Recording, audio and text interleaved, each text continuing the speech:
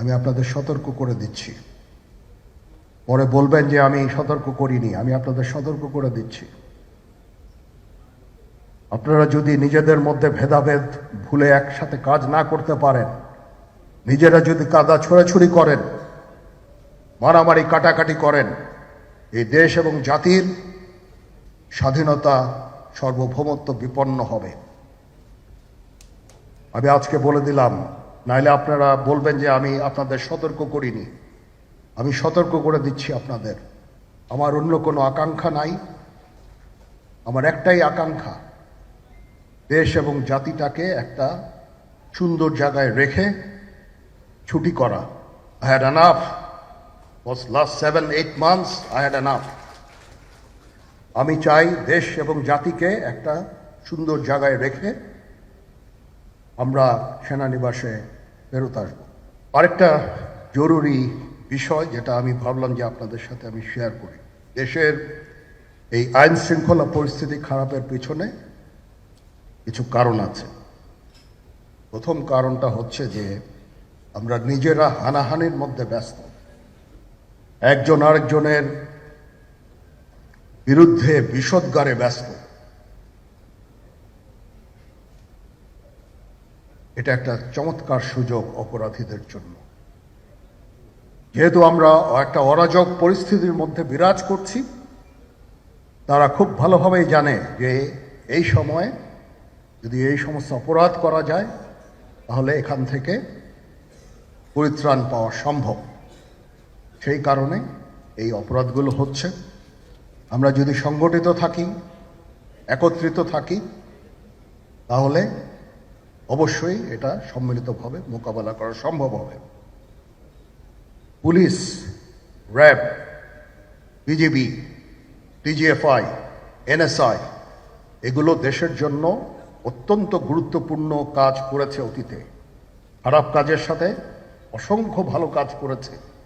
আজকে যে দেশের স্থিতিশীলতা, দেশটাকে যে এত বছর স্থিতিশীল রাখা হয়েছে, এটার কারণ হচ্ছে এই সশস্ত্র বাহিনীর বহু সেনা সদস্য, সিভিলিয়ান সবাই মিলে এই অর্গানাইজেশনগুলোকে, অসামরিক সামরিক সবাই মিলে এই অর্গানাইজেশনগুলোকে এফেক্টিভ রেখেছে।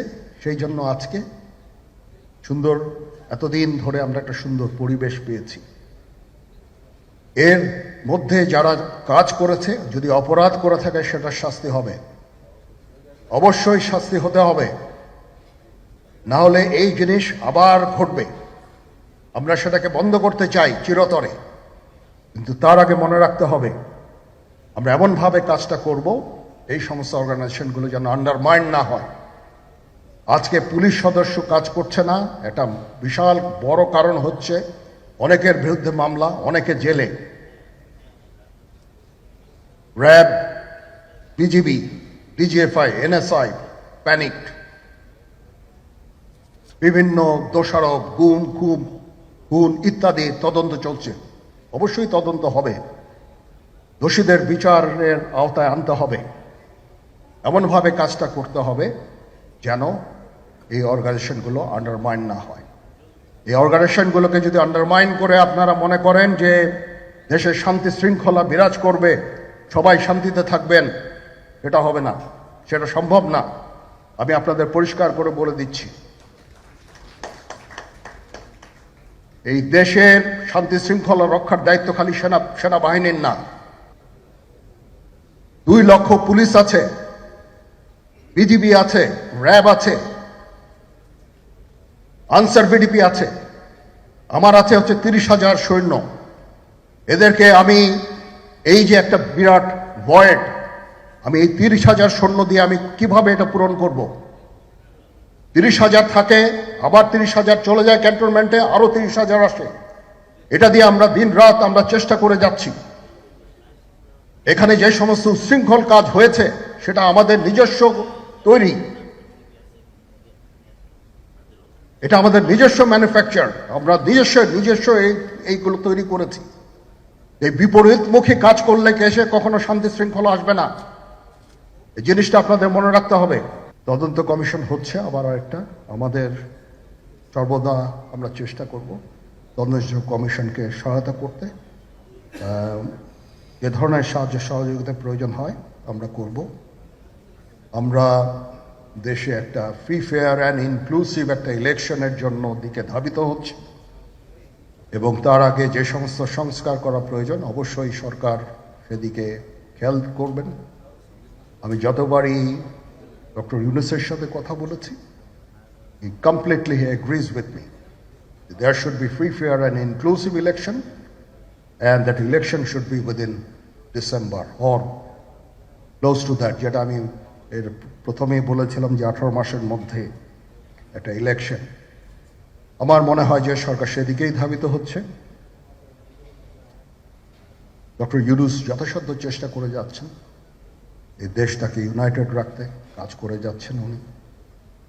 ওনাকে আমাদের সাহায্য করতে হবে, উনি যেন সফল হতে পারেন সেদিকে আমরা সবাই চেষ্টা করব।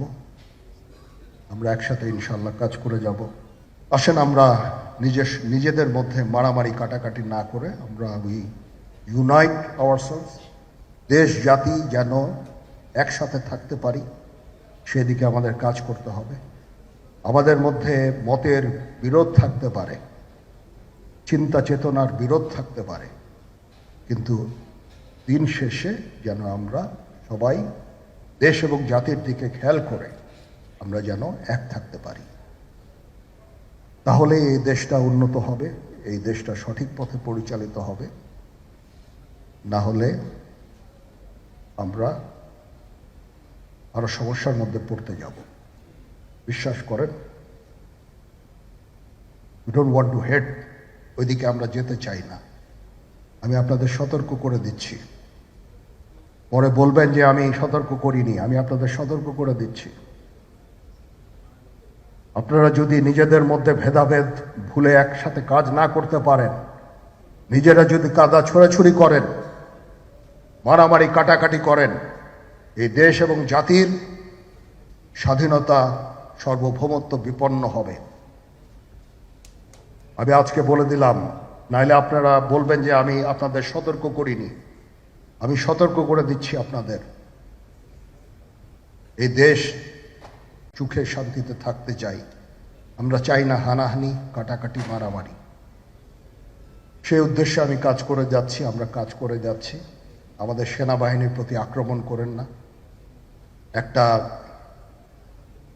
কমন জিনিস আমি দেখতে পাচ্ছি, সেনাবাহিনী এবং সেনা প্রধানের প্রতি বিদ্বেষ কারো কারো।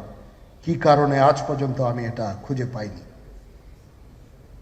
আমরা হচ্ছে একমাত্র ফোর্স যেটা আপনাদের জন্য কাজ করে যাচ্ছি, দাঁড়িয়ে আছি প্ল্যাটফর্মে। Of course navy and air force, navy chief আবার মন খারাপ করে করছে, navy air force all, we all আমাদেরকে সাহায্য করেন, আমাদেরকে আক্রমণ করেন না, আমাদেরকে অনুপ্রাণিত করেন, আমাদেরকে উপদেশ দেন। কোনো একটা সমস্যা হয়ে গেলে আমি নুরুদ্দিন স্যারের স্বর্ণপন্ন হই এবং উনি আমাকে উপদেশ দেন। সিনিয়র জেনারেলরা আমাকে উপদেশ দেন, আমি সবার কাছে স্বর্ণপন্ন হই।